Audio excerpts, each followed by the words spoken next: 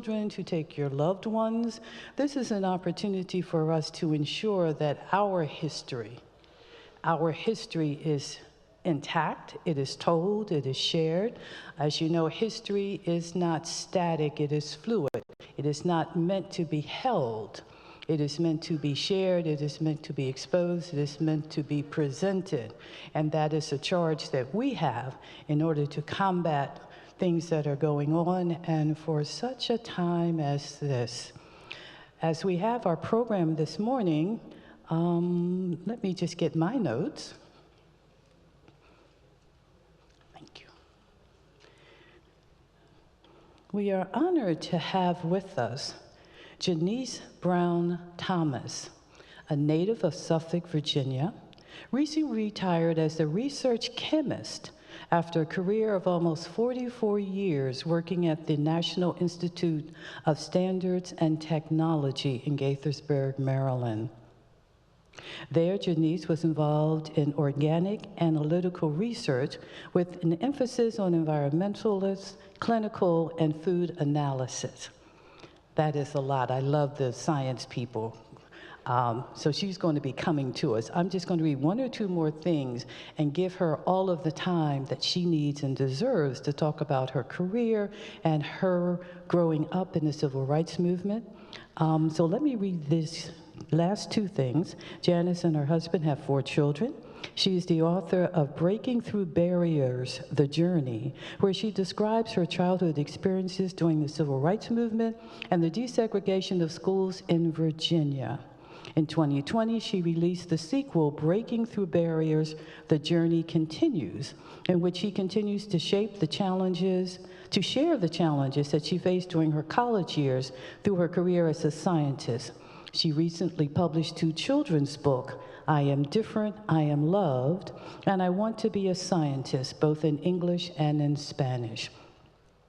I'm very happy to introduce to some and to present to others, Janice Brown Thomas.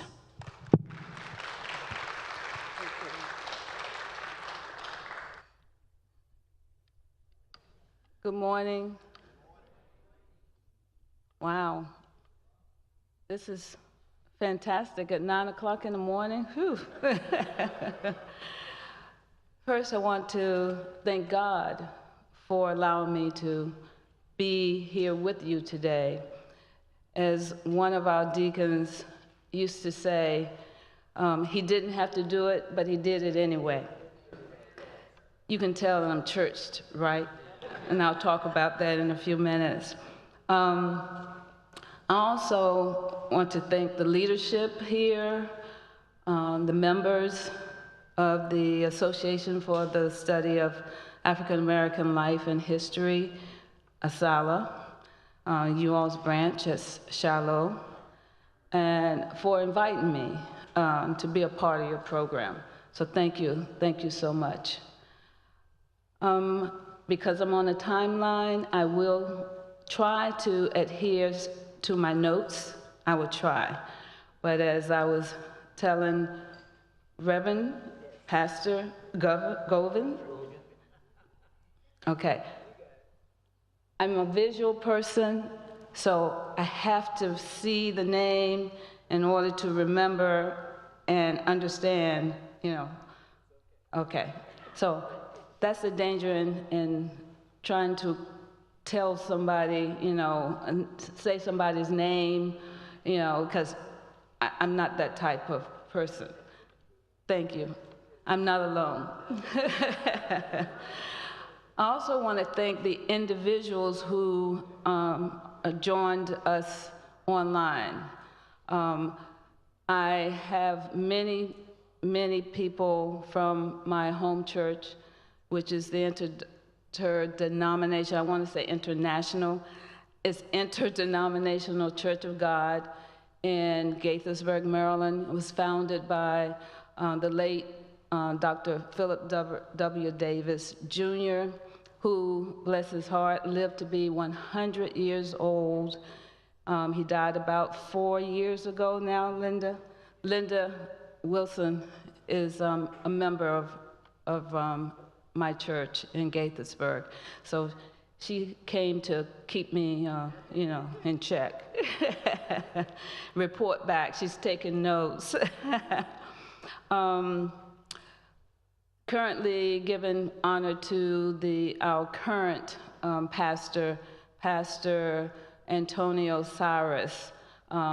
He took the helm back in 2020, bless his heart, when COVID just hit. So he's done a fantastic job. I want to extend a special thanks to Deaconess Mary Buckley. I want to call her Brown, and I don't know why. Maybe because my maiden name is Brown and she looks like a Mary Brown to me. So, I change people's names. But I want to thank her for reaching out to me and asking me to be a part of you all's program as a speaker. We actually started talking in March, I believe. It was around March, so, that's how organized she is. So I don't know if you want to give her a raise or just what, but thank you so much.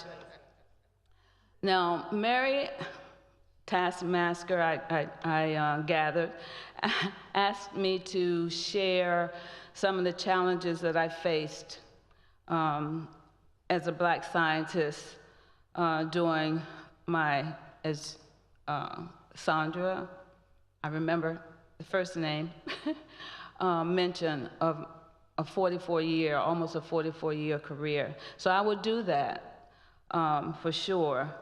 But before I do, I see Michelle. Michelle, if you could put up the first slide. Before I talk about my career as a scientist, I'd like to share a little bit of my background. And Ella Fitzgerald, jazz singer, had a favorite quote: "It isn't where you came from, it's where you're going that counts." And so a lot of times when we see people like Dr. Okay, and you see the outcome, but you don't know what she actually went through to get to where she is. So the youth, the younger generation, will see our outcome, how successful we are or appear to be, but somewhere along the line, they don't get to hear our story, how we got to where we are.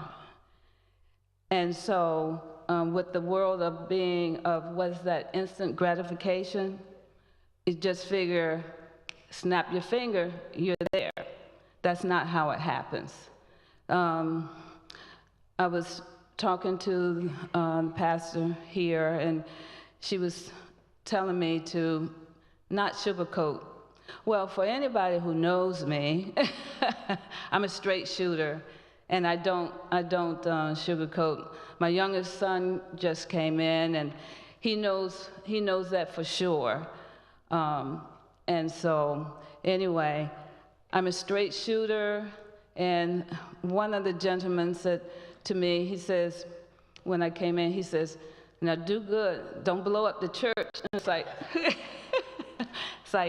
okay, I better kind of curtail things. But then, like I said, the pastor said, go for it. So I will share as much as I can within the 45 minutes. Actually, I was timing myself last night, and I became concerned because, I had, gone over the 20 minutes in which I thought I had. But it's like, oh, so I kind of tried to scale back things, but I got 45 minutes, 30, she says, no, 30, okay? 30 that includes questions, okay. All right, so I'm glad I scaled it back, okay. Again, I had humble beginnings. I was born in Suffolk, as you heard in my bio. Suffolk, for those who don't know where that is in the southeastern part of Virginia, about 45 minutes from Virginia Beach. Some of the stats, it's one of Virginia's, or actually it says Virginia's largest city in land area, not in population. But it's also known for the icon Mr. Peanut from Planters Peanuts. We had a huge Planters peanut factory in Suffolk. And so every parade, we would see Mr. Peanut, of course, you know, on the float or wobbling down the street. But that's Suffolk. I grew up in the rural part of Suffolk, not the city. In other words, I grew up in the country, okay? I was raised in a very conservative Southern Baptist church. I want you to, paint the picture. I went to Sunday school, Bible study, regular services, and special church services with those wonderful church dinners. Yeah, I hear somebody saying, some of you know what I'm talking about. The fried chicken or ham, mac and cheese, green beans, and you know y'all, okay, potato salad, homemade rolls, and of course, what's for dessert? Homemade pound cake and peach cobbler. All right, you hungry yet? Okay, but those were great times. But as part of my journey, and as I matured in my faith, I learned that going to church was not about being religious. It was about building a personal relationship with God, Jesus Christ, my Savior. I learned that having a relationship with God was a critical part of my journey. Without Him, I don't think mentally I could have made it, because those were some challenging times, and I will begin to describe what some of those challenges were. Next slide, Michelle. Michelle's hiding up there, but I guess she's there. Oh, okay. There is one other slide, previous slide, of my parents. Do you see that, Michelle? It's there? Okay. These are my parents who helped mold me into the person that I am today. My dad, who is now deceased, was a civil rights activist and a strong believer in nonviolence, and a supporter of the civil rights movement. My mom, who is now just turned 93, is a seamstress and owned her own tailoring business in Suffolk for over 20 years. And she still sews. She still has customers coming to her shop at home, at the house. Next slide. You heard a little bit about my family. I have in addition to my loving mom, I have a younger sister who's a minister at a church in Gaithersburg.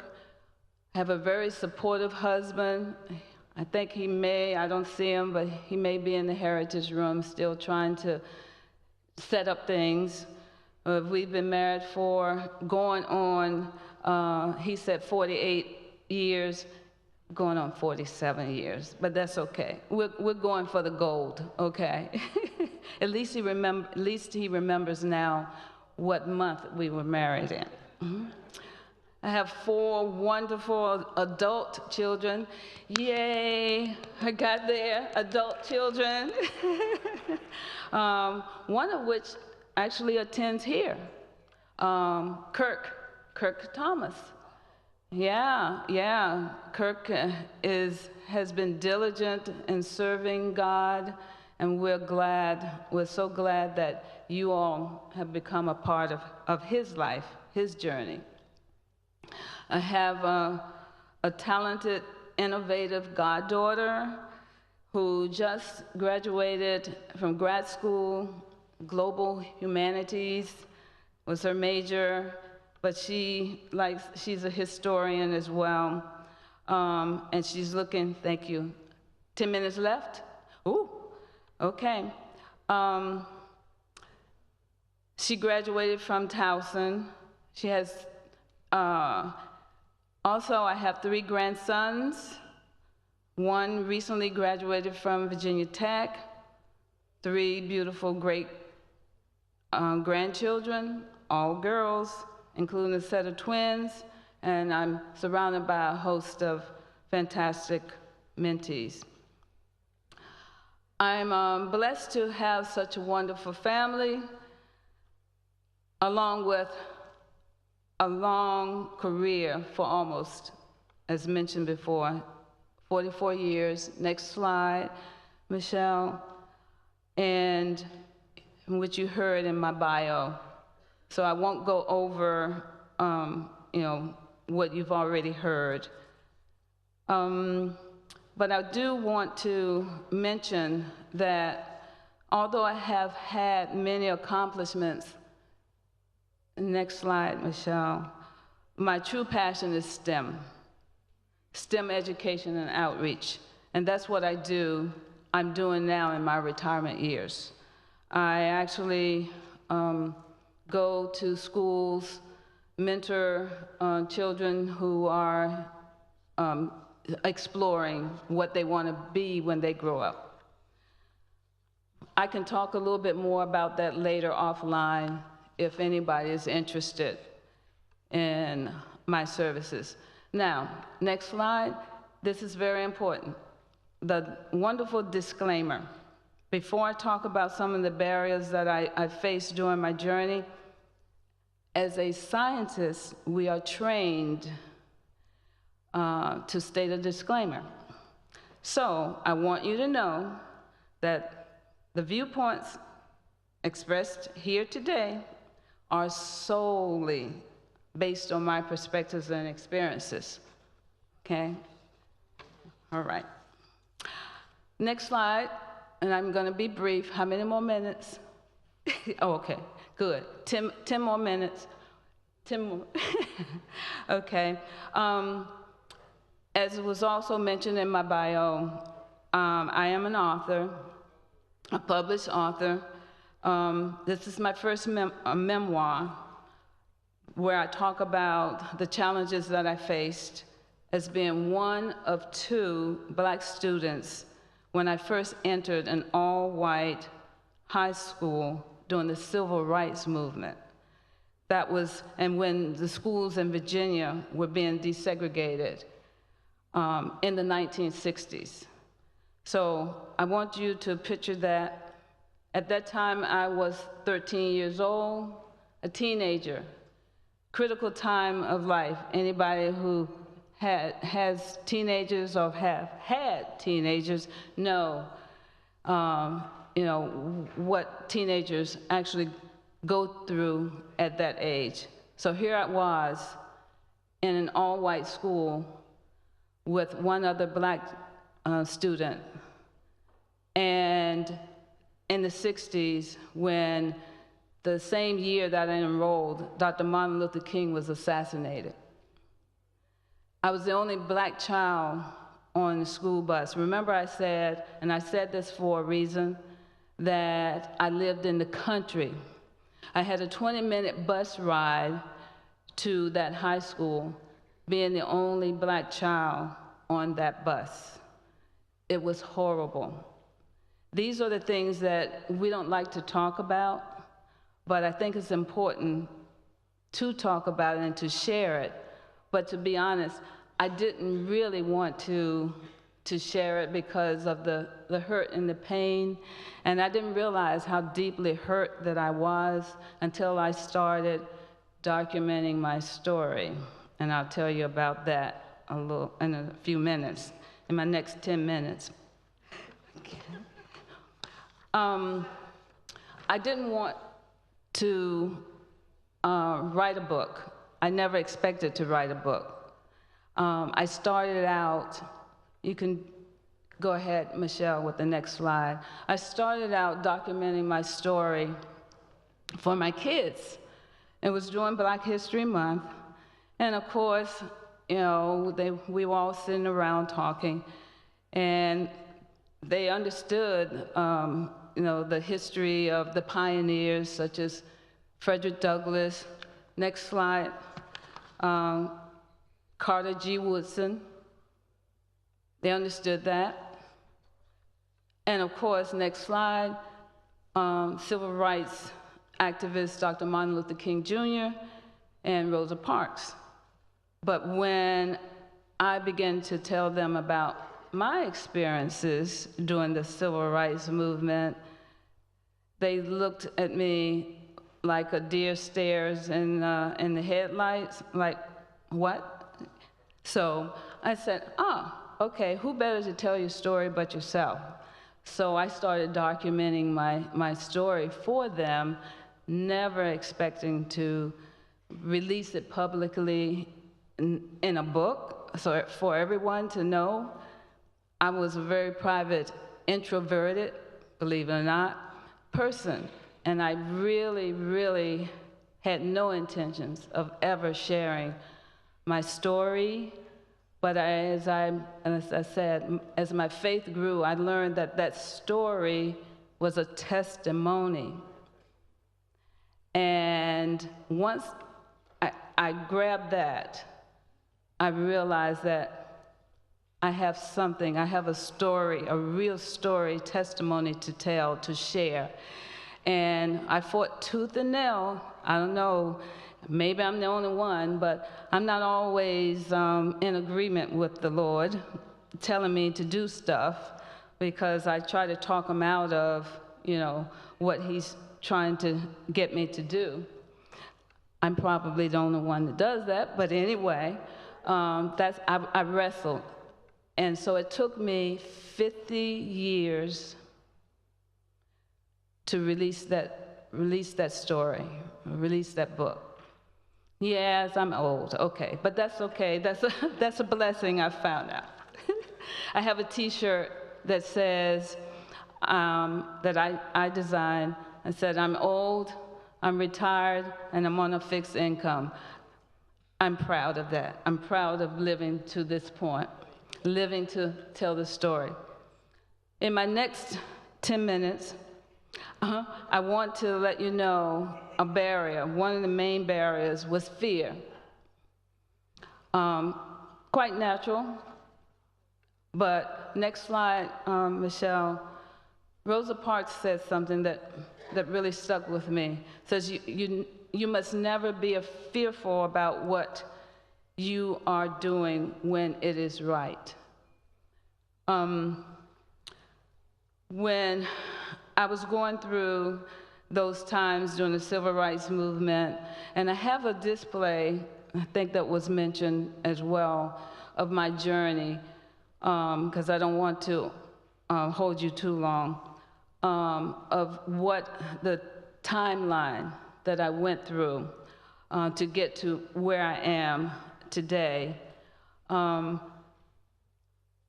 It was very hard, and I thank God for my grandmothers, praying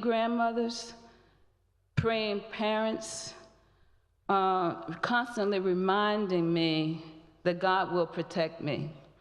I used to come home crying every day from being hit with spitballs, called names, having to stand up most of the way because they wouldn't let me sit down. They occupied all the seats intentionally. So at first I thought, as a teenager, Why is God punishing me? Is it because I'm black? That's what I thought. And so I realized that as I matured and continued to fight, mentally fight in my faith, I learned to trust God. I prayed every day. And as I look back over my life, yes, there's a song, I'm so grateful that God allowed me to live, to tell and share my testimony, not just my story, my testimony to people, to individuals like you all. I learned that the challenges that I went through as a child, as a teenager, was not a punishment. I thought I was being punished. But as Kirk, my son, says, God wasn't punishing you, He was preparing you.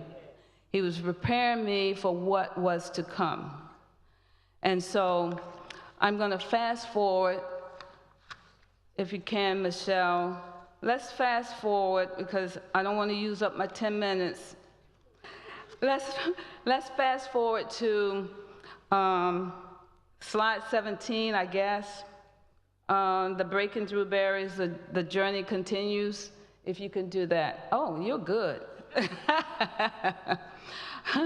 Okay, this is where I talk about the challenges that I faced during my career at NIST. NIST used to be the National Bureau of Standards. That's where all your standards for weights and measures are housed. Your atomic clock, anything, the meter, any measurement, that's where it's housed. It's located up in Gaithersburg off of 270 for those who are not familiar with it. Let's see if you can see this next slide. You may not. This is a table of contents. Michelle, if you could, let's see what happens. Yeah. This is a table of contents in the second memoir, where I talk about some of the challenges that I faced as a scientist. Without giving out any spoilers, because I will have a book signing, as you've been informed, after your service. I want to talk about briefly chapter 9. Chapter 9 that's entitled, Am I Good Enough? In this chapter, after graduating from Hampton, I graduated with honors, magna cum laude. Thank you, Lordy, is what I say. Excuse me. I still didn't, I had a feeling still of being inadequate to go out in the real world. 5 minutes, yay, I can do it. I didn't feel, I wasn't sure, I shouldn't say I didn't feel.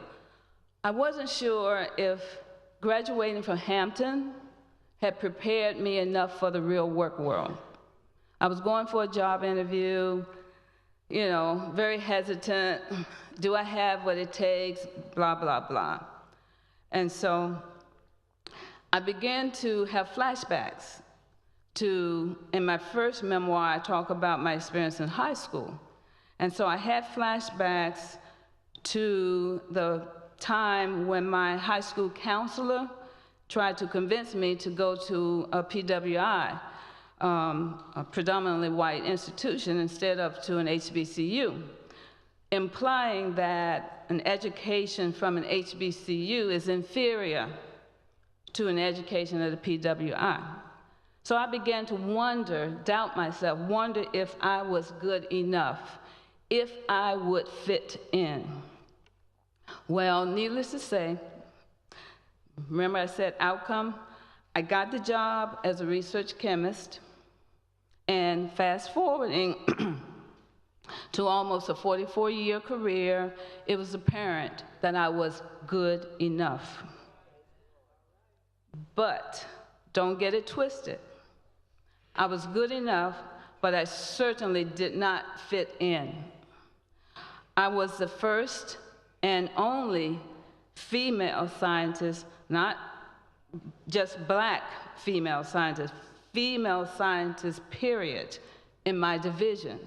A division of about 50 males, basically predominantly white males.